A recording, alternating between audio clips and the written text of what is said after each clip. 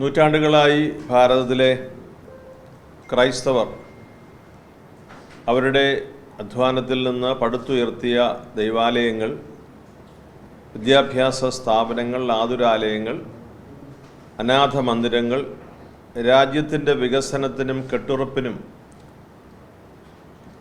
അതുല്യമായ സംഭാവനകൾ നൽകിയിട്ടുണ്ട് എന്നുള്ളത് ഏവരും അംഗീകരിക്കുന്നതാണ്.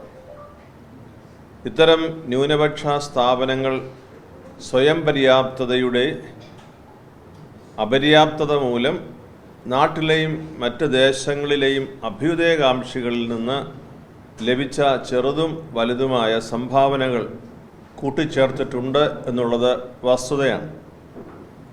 ഈ സംഭാവനകൾ എപ്പോഴും രാജ്യത്തിൻ്റെ നന്മയ്ക്കും രാജ്യ താൽപ്പര്യത്തിനും രാജ്യത്തിൻ്റെ വളർച്ചയ്ക്കും മുതൽക്കൂട്ടായിട്ടുണ്ട് എന്നതും യാഥാർത്ഥ്യമാണ്. 1976 നിലവിൽ വരികയും 2010 പരിഷ്കരിക്കുകയും ചെയ്ത ഫോറിൻ കോൺട്രിബ്യൂഷൻ റെഗുലേഷൻ അമെൻമെൻറ്റ് അതിപ്പോൾ 2026 മാർച്ചിൽ അത് അമെൻഡ് ചെയ്ത് പാർലമെൻറ്റിൽ ഇപ്പോൾ അവതരിപ്പിച്ചിരിക്കുകയാണ്. ഈ ബില്ലിലെ പ്രധാനപ്പെട്ട ചില മാറ്റങ്ങൾ ഞങ്ങൾ ശ്രദ്ധിച്ചത്, ഈ സ്വത്തുക്കൾ കണ്ടുകെട്ടാൻ പ്രത്യേക അതോറിറ്റി വരികയാണ്. Designated authority.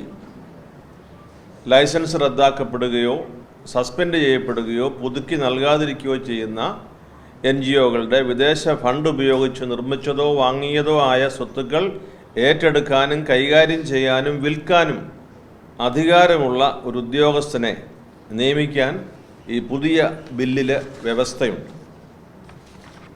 മറ്റൊരു മാറ്റം സ്വത്തുക്കളുടെ സ്ഥിരമായ ഏറ്റെടുക്കലാണ്. നിശ്ചിത സമയത്തിനുള്ളിൽ NGOകൾക്ക് തങ്ങളുടെ ലൈസൻസ് തിരികെ ലഭിച്ചില്ലെങ്കിൽ ആ സംഘടനയുടെ സ്വത്തുക്കൾ പൂർണ്ണമായും സർക്കാരിലേക്ക് കണ്ടുകെട്ടപ്പെടും, പെർമനൻ്റ്ലി വെസ്റ്റഡ്.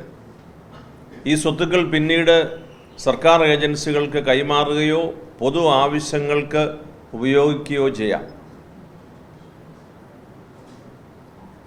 അടുത്ത ഒരു വ്യത്യാസം, കൂടുതൽ പേർക്ക് വ്യക്തിപരമായ ഉത്തരവാദിത്വം നൽകുന്ന ഒരു ബില്ല്. അതായത് നിയമലംഘനം നടന്നാൽ സംഘടനയുടെ പ്രധാന ഭാരവാഹികൾക്ക് പുറമെ ഡയറക്ടർമാർ, ട്രസ്റ്റിമാർ, പാർട്ട്ണർമാർ തുടങ്ങിയവരിലേക്ക് നിയമപരമായ ഉത്തരവാദിത്വം വ്യാപിപ്പിച്ചിട്ടുണ്ട്. എന്തുകൊണ്ടാണ് ഈ ബില്ല് വിവാദമാകുന്നത്? ധാരാളം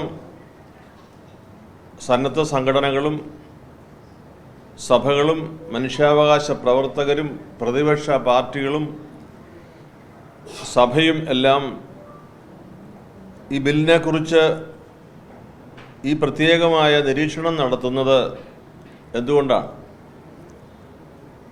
ഏകാധിപത്യപരമായ ഒരധികാരം ഈ ബില്ലിലൂടെ നൽകപ്പെടുന്നു. അതായത് കോടതിയുടെ യാതൊരു ഇടപെടലും ഇല്ലാതെയും കുറ്റം തെളിയിക്കപ്പെടുന്നതിന് മുൻപ് തന്നെ സംഘടനകളുടെ സ്വത്തുക്കൾ പിടിച്ചെടുക്കാൻ സർക്കാരിന് പരിധിയില്ലാത്ത അധികാരം നൽകുന്നതാണ് ഈ ഒരു വലിയ വെല്ലുവിളി. ഭരണഘടന നൽകുന്ന അവകാശങ്ങളിൽ നിന്നുകൊണ്ട് നിയമപരമായി കുറ്റം തെളിയിക്കപ്പെടുന്നതിന് മുൻപോ വിശദീകരണം നൽകുന്നതിന് അവസരം നൽകാതെയോ സ്വത്തുക്കൾ കണ്ടുകെട്ടുന്നത് സർക്കാർ ഏജൻസികൾ ദുരുപയോഗം ചെയ്യുകയോ പൗരാവകാശങ്ങൾ ധ്വനിക്കപ്പെടുകയോ ചെയ്യാം.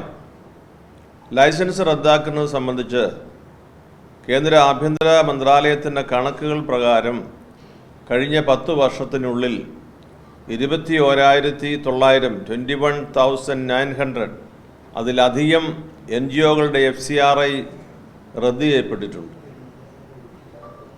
ഇതിൽ മിക്കവയും നിസ്സാരമായ കുറവുകൾ കണ്ടെത്തി റദ്ദാക്കപ്പെട്ടവയാണ്. ഈ പുതിയ നിയമം കൂടി വരുമ്പോൾ പല സംഘടനകളുടെയും പ്രവർത്തനവും നിലനിൽപ്പും പ്രതിസന്ധിയിലാകും. വിദേശ ഫണ്ടുകൾ ഉപയോഗിച്ച് രാജ്യവിരുദ്ധ പ്രവർത്തനങ്ങൾ നടത്തുന്നതും നിർബന്ധിത മതപരിവർത്തനം നടത്തുന്നതും ഫണ്ടുകൾ വ്യക്തിപരമായ ആവശ്യങ്ങൾക്ക് ദുരുപയോഗം ചെയ്യുന്നതും തടയാനും സുതാര്യത ഉറപ്പുവരുത്തുവാനുമാണ് ഈ കർശന നിയമങ്ങൾ കൊണ്ടുവരുന്നത് എന്നാണ് കേന്ദ്ര ആഭ്യന്തര മന്ത്രാലയം നൽകുന്ന വിശദീകരണം. യഥാർത്ഥ ലക്ഷ്യങ്ങളോടെ പ്രവർത്തിക്കുന്ന സംഘടനകളെ ഈ നിയമം ബാധിക്കില്ലെന്ന് സർക്കാർ വിശദീകരിച്ച് പറയുന്നുണ്ട്.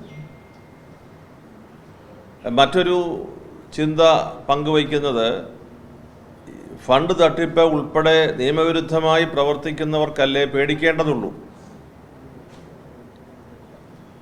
സർക്കാരിൽ കേന്ദ്ര ആഭ്യന്തര സഹമന്ത്രി പരസ്യമായി പറഞ്ഞ ഒരു കാര്യം നിർബന്ധിത മതപരിവർത്തനം ചെയ്യുന്നവരെയാണ് ലക്ഷ്യമിടുന്നത് എന്നാണ്.